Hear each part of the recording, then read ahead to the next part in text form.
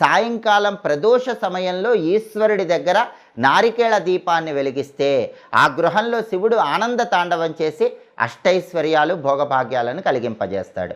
ఈ నారికేళ దీపాన్ని ఎలా వెలిగించాలంటే కార్తీక మాసంలో వచ్చే సోమవారం కానీ లేదా ఏ నెలలో వచ్చే సోమవారం అయినా సరే ప్రదోష కాలంలో సాయంకాలం పూట పరమేశ్వరుడి చిత్రపటానికి గంధం బొట్లు కుంకుమ బొట్లు అలంకరించాలి. లేదా శివలింగం ఉన్నట్లయితే శివలింగానికి గంధం బొట్లు అలంకరించాలి.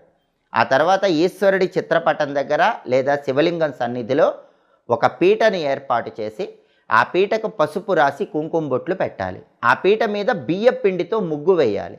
అలా ముగ్గు వేసిన తర్వాత ఆ పీట మీద ఒక రాగి పళ్ళెన్ని ఏర్పాటు చేయాలి. ఆ రాగి పళ్ళెం మీద తడి గంధంతో స్వస్తిక్ గుర్తు వేయాలి. గంధంలో కొద్దిగా గంగాజలం కానీ రోజ్ వాటర్ కానీ మంచినీళ్ళు కానీ కలిపి తడి గంధం తయారు చేసుకుని